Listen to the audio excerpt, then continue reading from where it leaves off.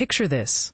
The price of hauling goods across the country or catching a school bus could soon jump dramatically, thanks to President Trump's bold move to slap a hefty 25% tariff on imported large trucks starting November 1st. It's a decision that's sparking heated debates about protecting American jobs versus keeping global trade flowing smoothly.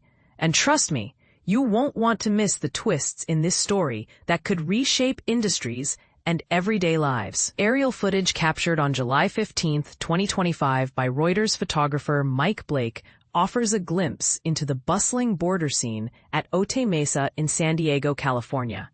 It shows a convoy of semi-trucks originating from Tijuana, Mexico, rolling into the U.S. after navigating customs. This visual underscores the vital role these vehicles play in cross-border commerce.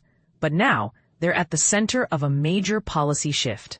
To break it down simply for those new to trade talks, medium and heavy-duty trucks aren't just your average pickup trucks. We're talking about robust vehicles like delivery vans, garbage trucks, public utility rigs, transit buses, shuttles, school buses, tractor trailers, semi-trucks, and specialized heavy-duty work vehicles.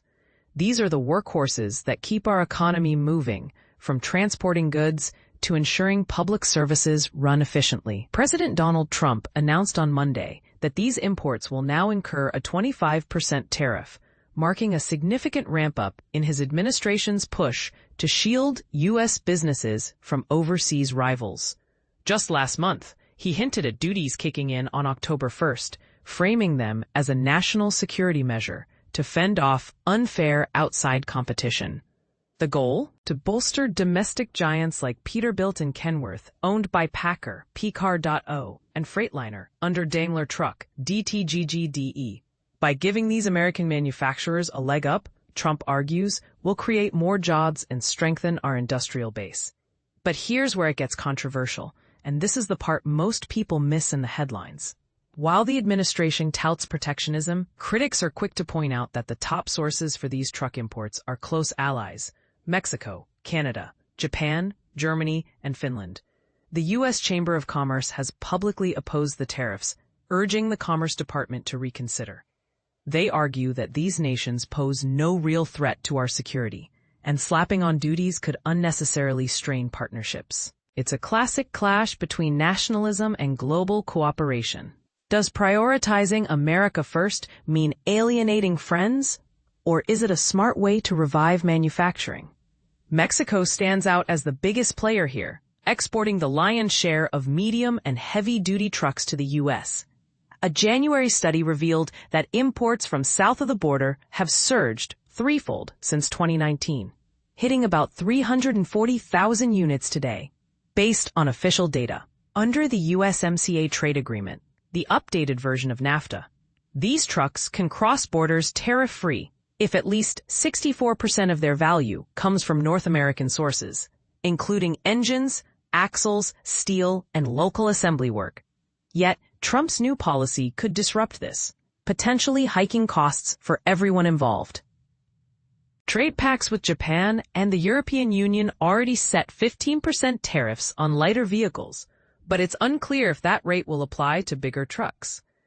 The administration has also allowed deductions for U.S.-made parts in light-duty vehicles from Canada and Mexico, a nuance that might not extend here.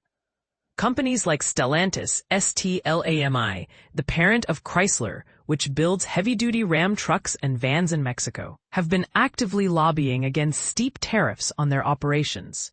Meanwhile, Sweden's Volvo Group, VOLVB.ST, is investing $700 million in a new heavy truck plant in Monterrey, Mexico, slated to open in 2026, a move that could be jeopardized by these changes. Mexico hosts 14 manufacturers and assemblers for buses, trucks, and tractor trailers, plus 2 engine producers, per the U.S. International Trade Administration. The country has pushed back hard, informing the Commerce Department in May that its exported trucks average 50% U.S. content, from diesel engines to other components.